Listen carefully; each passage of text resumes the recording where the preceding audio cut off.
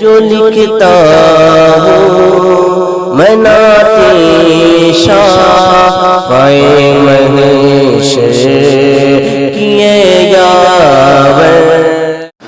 دوسری آیت، اب یہاں سے ایک ٹاپک چینج ہے۔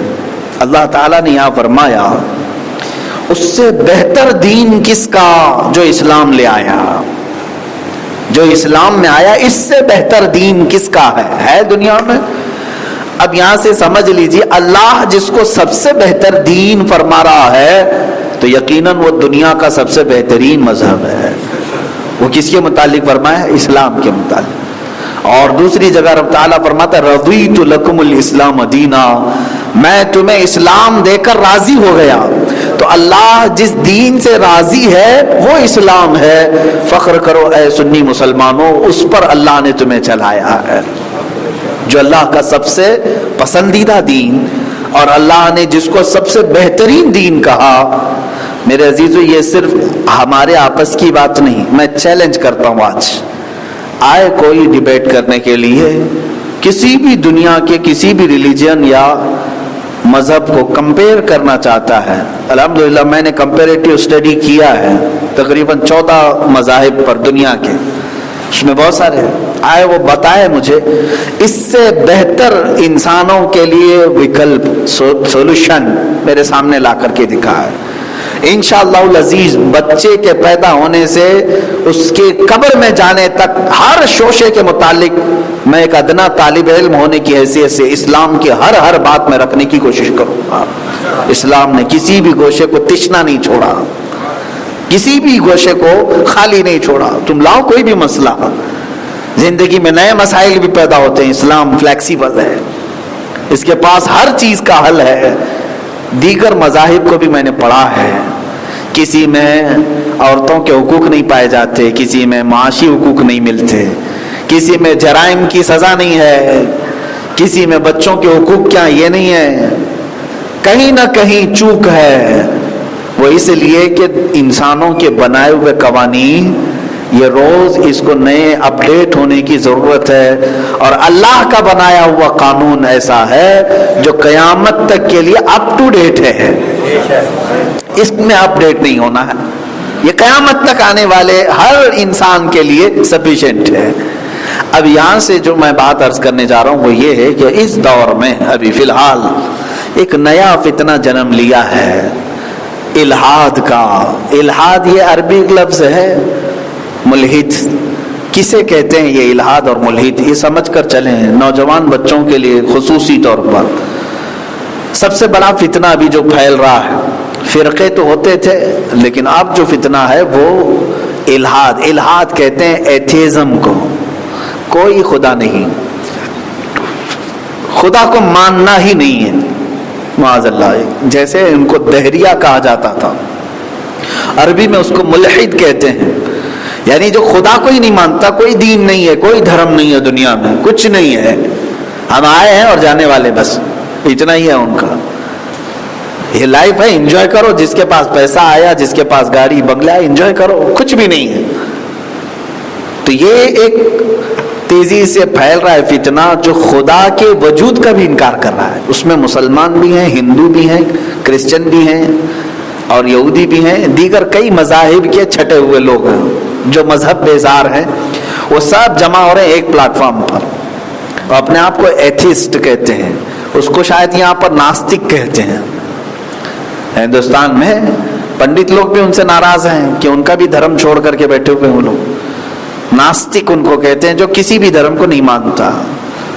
انہی میں سے اب ایک نیا فرقہ اور بھی ایک جنم لیا ہے، اگنوسٹک اس کو کہہ رہے ہیں۔ یہ کیا ہے؟ یہ خدا کو تو مانتے ہیں لیکن دین کچھ نہیں ہے، کوئی قانون نہیں ہے، خدا کوئی چلانے والا ہے لیکن نہ اسلام ہے، نہ یہودیزم ہے، نہ کرسچن ہے، یہ کوئی دین دنیا میں نہیں ہے۔ میرے عزیزو، یہ چلتے چلتے فتنہ بہت خطرناک شکل اختیار کر رہا ہے، اور اس فتنے کی جڑ کہاں ہے، کیسے شروع ہوا اور کہاں پھیل رہا ہے؟ پوری کی پوری جڑ اس کی سوشل میڈیا ہے۔ سوشل میڈیا پہ سب سے زیادہ کثرت سے اس کو پھیلایا جا رہا ہے، باضابطہ ان کے گروپس ہیں۔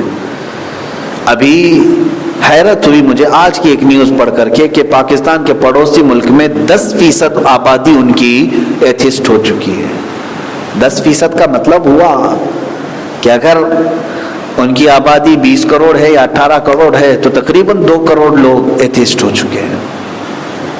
یہ صرف اور صرف چند مہینے یا چند سالوں کی وجہ سے، اور پوری دنیا میں یہ فتنہ بہت کثرت سے پھیلا جا رہا ہے۔ یورپ میں پہلے سے تھا، UK میں، امریکہ میں کئی لوگ ایسے ہیں جو خدا کے وجود کا انکار کرتے ہیں۔ ایک بات میں آپ کو بتاؤں، دنیا میں تقریباً جتنے مذاہب پائے جاتے ہیں سب کے ہاں خدا کا تصور ہے، الگ الگ انداز میں۔ ہم اللہ کو جس طرح سے مانتے ہیں ایسے ہی یہودیوں کے ہاں بھی خدا کا تصور ہے، اللہ ہے، اللہ تعالیٰ کے اوپر وہ ایمان رکھتے ہیں، یقین رکھتے ہیں، لیکن اس کی صفات میں چینجنگ کرتے ہیں۔ ظاہر سی بات ہے، جیسے خدا کو ماننے کا حق ہے ویسے نہیں مانتے، لیکن مانتے ہیں ہے خدا ہے۔ عیسائی بھی خدا کو مانتے ہیں، خدا ہے، پاورفل ہے، طاقتور ہے، اس نے نبی بھی بھیجے، کتاب بھی بھیجے۔ عیسائیوں کے مذہب میں بھی خدا کا تصور ہے، لیکن اس خدا کے ساتھ وہ شریک ٹھہرا لیتے ہیں کہ خدا کا ایک بیٹا بھی ہے، بیوی بھی ہے۔ تو یہ کانسیپٹ اسلام کا نہیں ہے، لیکن خدا کا تصور ان کے ہاں بھی ہے۔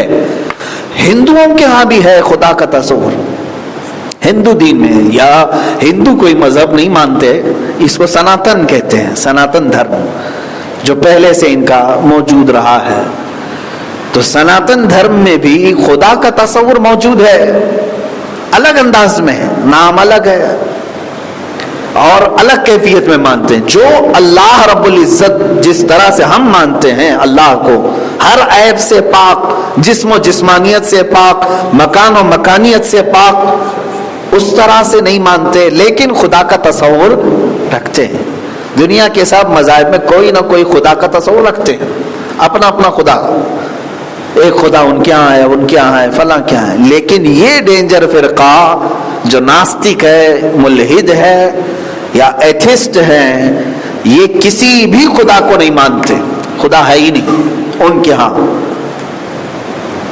اور اس کو وہ دلائل سے بھی ثابت کر رہے ہیں اور سائنس کے اعتبار سے چل رہے ہیں، سائنٹیفک طریقے سے وہ مانتے جا رہے ہیں کہ دیکھو سائنس اتنی ترقی کر چکا، اب یہ سب ادیان، یہ سارے مذاہب پرانے ہیں، اور دین جتنا لوگ فالو کر رہے ہیں یہ جھوٹی باتوں پر پھیلا ہوا دین ہے، معاذ اللہ۔ یہ باتیں آئی، جھوٹی باتوں پر پھیلا ہوا، اس کو کہہ رہے ہیں یہ دین ہے، اور لوگ اس کو نقل کرتے کرتے چلے آ گئے اور اب تک چل رہا ہے۔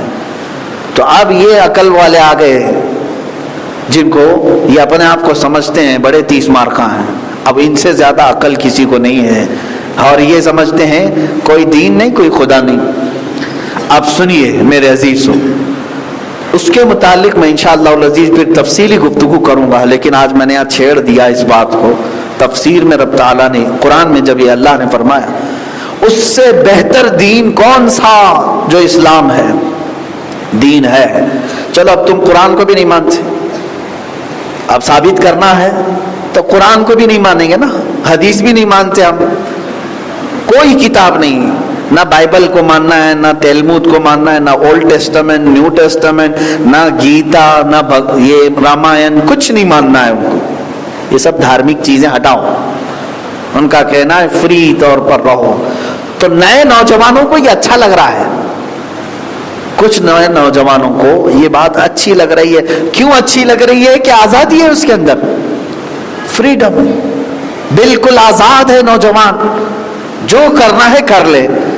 ظاہر سی بات ہے، اب جیسے کوئی آپ کے درمیان نوجوان غلط کام کر رہا ہے، مثال کے طور پر کسی لڑکی کو اٹھا لے گیا، تو آپ سب بڑے لوگ مل کر کے اس کو روکتے ہیں اور اس کو ڈراتے ہیں۔ کس بات سے ڈراتے ہیں؟ یہ گناہ ہے، اور گناہ کا تعلق مذہب سے ہے۔ گناہ کہاں سے سیکھا آپ نے؟ نیکی اور گناہ یہ دونوں کانسیپٹ کہاں سے ملے؟ اسلام سے ملے۔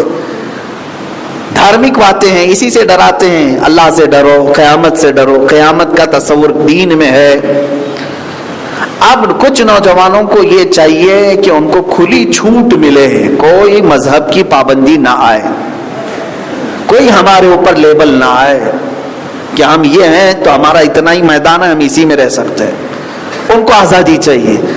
عام طور پر یہ ایتھسٹ وہ لوگ ہوتے ہیں جو اپنی طبیعتوں کے عیاش ہوتے ہیں، ان کو فریڈم چاہیے. کس میں؟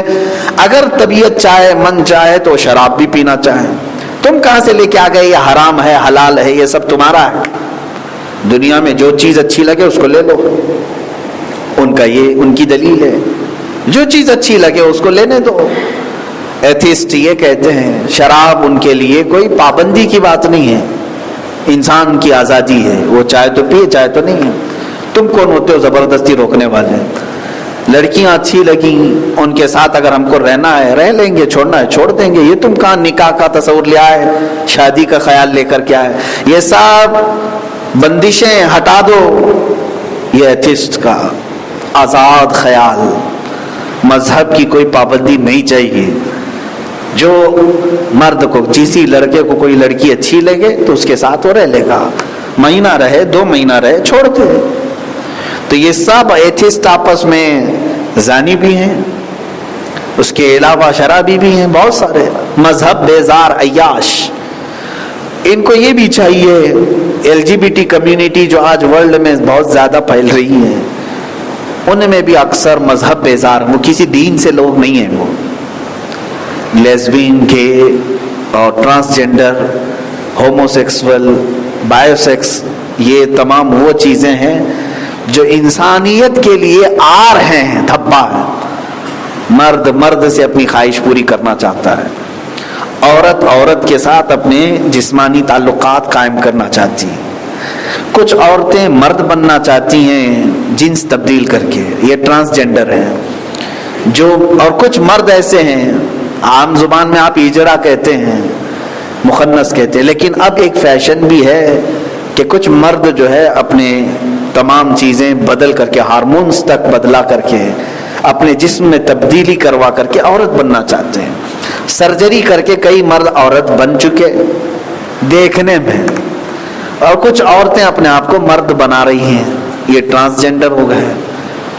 کچھ شیمیل ہیں، یہ وہ لوگ ہیں، یہ ایک اپنی کمیونٹی بنائے ہیں اور حقوق کے لیے لڑتے ہیں کہ ہمیں مرد سے مرد کی شادی ہونے کی اجازت دی جائے، اور ان کو گورنمنٹ اجازت دے رہی ہے.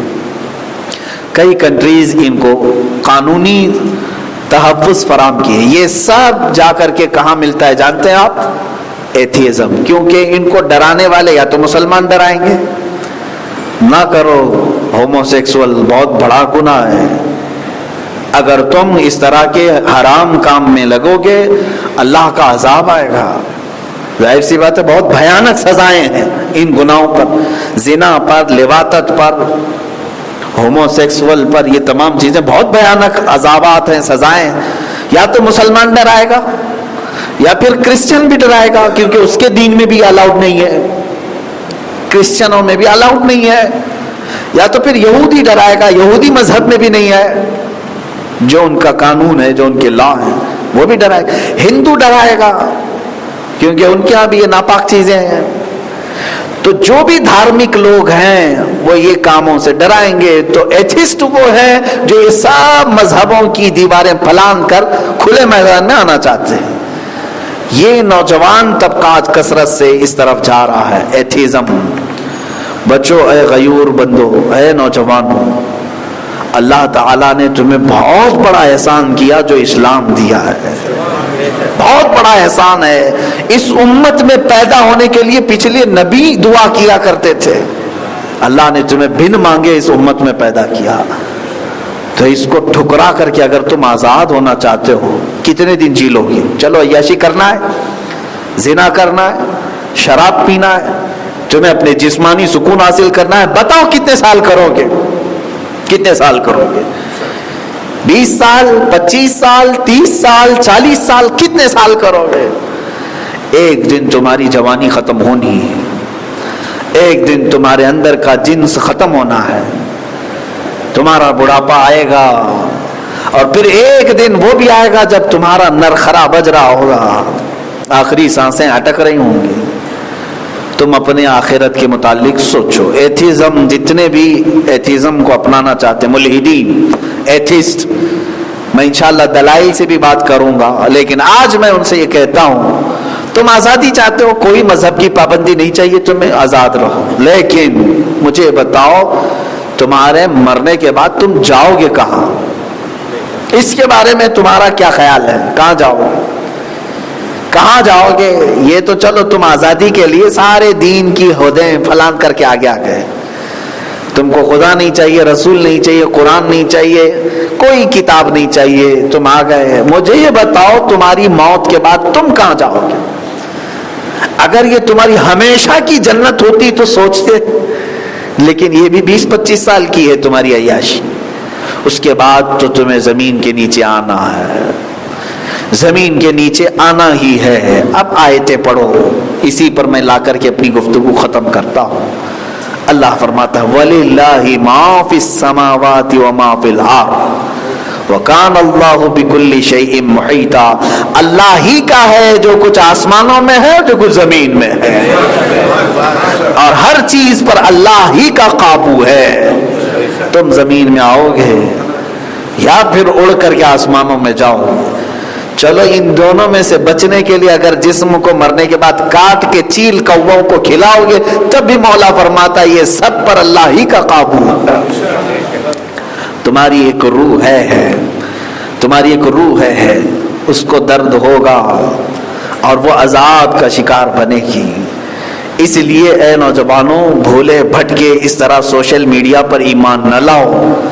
بہت کثرت سے آج سوشل میڈیا پر رہنے والوں پر یہ خطرہ منڈلا رہا ہے, یہ خطرہ منڈلا رہا ہے. 10% آبادی معمولی بات نہیں ہے, وہ پاکستان میں ہوگی. اس کی وجہ بھی میں جانتا ہوں, اس لیے کہ وہاں کے مسلمان آج اتنے عیاش ہو گئے کہ وہ ہر چیز میں مغرب زدہ ہیں, ماڈرنزم. بہت تو ایسے ہیں ان کو اردو بولنے نہیں آتی, انگلش میں جھاڑتے رہتے ہیں. اپنے بچوں کو بھی انہوں نے قرآن سے قریب نہیں رکھا, دین سے قریب نہیں رکھا. وہ یہ سوچتے نہیں تھوڑا سا اچھے پوش ماحول میں رکھیں, یہی پوش ماحول انہیں ملحد بناتا ہے, ایتھیزم کی طرف لے جاتا ہے. اس لیے اے مسلمانوں, میں کبھی کبھار وہ اقبال کا شعر یاد کرتا ہوں تو اچھا لگتا ہے. وہ اندھیرا ہی بھلا تھا کہ قدم راہ پہ تھے, وہ اندھیرا ہی بھلا تھا کہ قدم راہ پہ تھے, روشنی لائی ہے منزل سے بہت دور ہمیں. کیا ہی بہتر کہا تھا, اندھیرا تھا پہلے لیکن راستے پر قدم تھے, ڈرتا تھا بندہ. یہ روشنی کے نام پر اس قدر پھیل گئے کہ راستے سے ہی ہٹ گئے.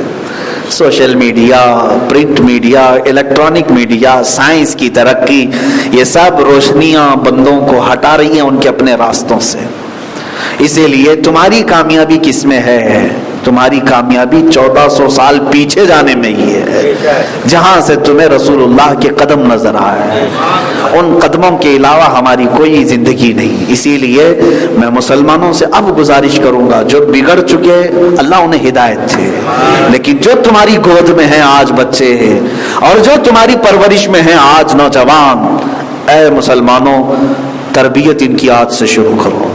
ان کو محبت مصطفیٰ, محبت قرآن, محبت خدا پڑھانا نہیں بلکہ پلانا شروع کر دو.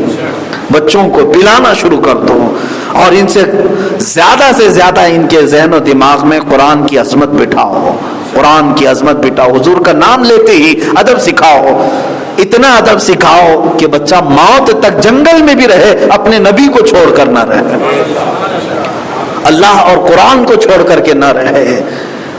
ایک مرتبہ اب یہاں تمہاری ضرورت آ گئی تربیت کی. اپنے بچوں کا خیال رکھو کہ اگر یہ ملحدین کے ہتھے چڑھ گئے تو ہر نوجوان بچے کی کچھ نہ کچھ خواہشات ہوتی. جیسے بالغ ہوتا ہے بچہ اسے نئی خواہشات ہوتی.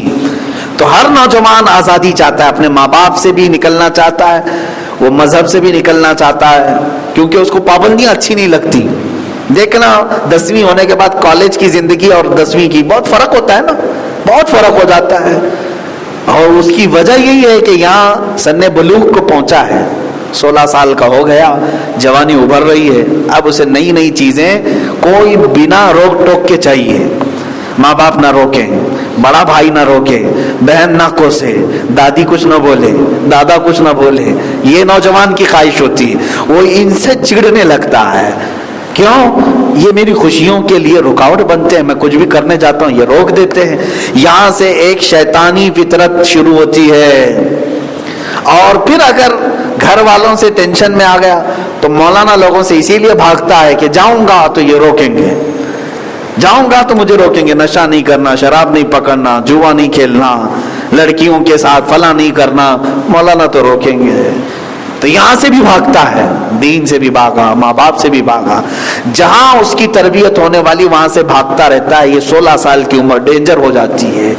اسی لیے 16 سال تک انتظار کیوں کرتے ہو کہ میرا بچہ بھٹکے گا تو پکڑوں گا؟ 6 سال سے ہی شروع کرو کہ بھٹکنے ہی کیوں پائے. 6 سال سے ہی اس پودے پر اتنا پانی ڈالو حضور پاک کی محبت کا کہ 16 سال کے بعد پھر تم اللہ کے حوالے کرو, اللہ اس کی حفاظت فرمائے گا. اللہ کے حوالے کر دو. یوں عرض کرو کہ مولا میں نے 10 سال اس کی نگرانی کی, اب یہ جوان ہو چکا, اب تو اس کی نگرانی فرما.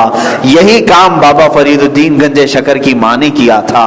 جب حضرت بابا فرید 4 سال کے تھے تو ماں نماز اپنے ساتھ پڑھاتی تھی, مصلی بچھا کر کہتی تھی بیٹا نماز میرے ساتھ پڑھ. چھوٹا سا بچہ بار بار پوچھتا اماں نماز پڑھوں کیا ملے گا؟ کہتی تھی شکر ملے گی, شکر ملے گی. اور ایک شکر کی چھوٹی سی پڑیا مصلی کے نیچے دبا دیتی تھی. بچہ نماز پڑھ کر کے مصلی اٹھائے, شکر کی پڑیا مل جائے, بچہ خوش ہوتا تھا. ماں کی تربیت کا ایک انداز دیکھیں, رب سے قریب کرنے کے لیے.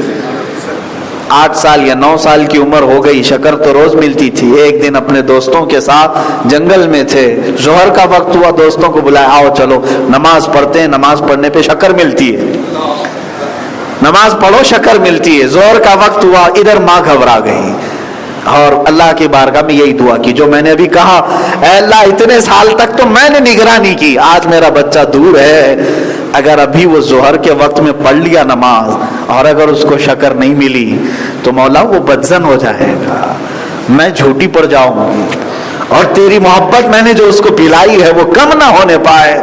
ماں مصلی بچھا کر دعا کرتی رہی. ادھر وہ اپنے دوستوں کے ساتھ ظہر کی نماز پڑھے. اس کے بعد فرماتے ہیں مصلی اٹھایا تو شکر کی پوری کان تھی وہاں پر, پورا ذخیرہ تھا, ذخیرہ تھا, ایک پڑیا نہیں, پورا ذخیرہ شکر کا بھرا ہوا تھا. اور اسی لیے فارسی میں گنج کہتے ہیں خزانے کو, اور ان کا لقب ہو گیا گنجے شکر, شکر کا خزانہ ہے یہ.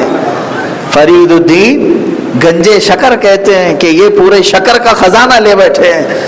تو میرے عزیزو, اللہ مایوس نہیں کرتا جب ماں باپ اپنے بچوں پر محنت کرتے ہیں اور پھر آخر میں چھوڑ دیتے ہیں اللہ کے حوالے. اے مولا میں نے جو کرنی تھی وہ کر دیا, اب تیرے حوالے. رب مایوس نہیں فرمائے گا, تمہارے بچوں کی وہ نگرانی فرمائے گا.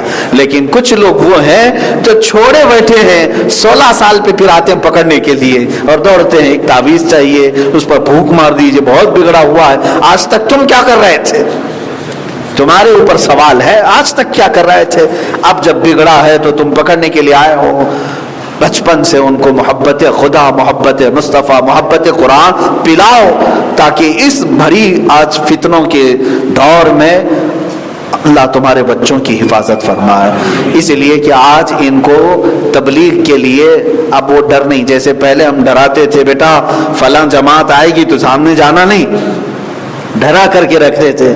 فلاں لوگ آئیں گے ان کے ساتھ نہیں جانا, فلاں لوگ آئیں گے یہ کفر و شرک کی طرف لے جائیں گے, وہ الہاد کی طرف لے جائیں گے, ایسے ایسے لوگوں کی طرف مت جانا, ڈراتے تھے تم. لیکن اب کیا کہہ کے ڈراؤ گے؟ ساری جماعتیں اس کی مٹھی میں سوشل میڈیا کے نام پہ آتی ہیں, سب اس کے موبائل میں آ جاتی ہیں, تم کہاں تک روکو گے؟ اسی لیے پہلے یہ چاہیے کہ پروٹیکشن کے طور پر آپ اس کے اندر محبت خدا, محبت مصطفیٰ پلاؤ, پھر وہ اپنے سوشل میڈیا کو استعمال کرے گا. جہاں ذرا برابر حضور کی محبت سے ہٹی ہوئی بات آئے گی وہ اسے ہٹا دے گا, نہیں ایکسپٹ کرے گا. اس لیے کہ تمہاری تربیت رنگ لائے گی اور اللہ کی حفاظت بھی اس کے ساتھ رہے گی. مولا بد دین ہونے سے, بے دین ہونے سے ہمارے بچوں کی حفاظت فرمائے. رب تبارک و تعالی ہمیں دین حنیف پر قائم رکھے اور دین اسلام پر ہی ہمارا خاتمہ بالخیر فرمائے. وآخر دعوانا الحمدللہ رب العالمین. جو لکھتا ہوں میں نعت شاہ محشر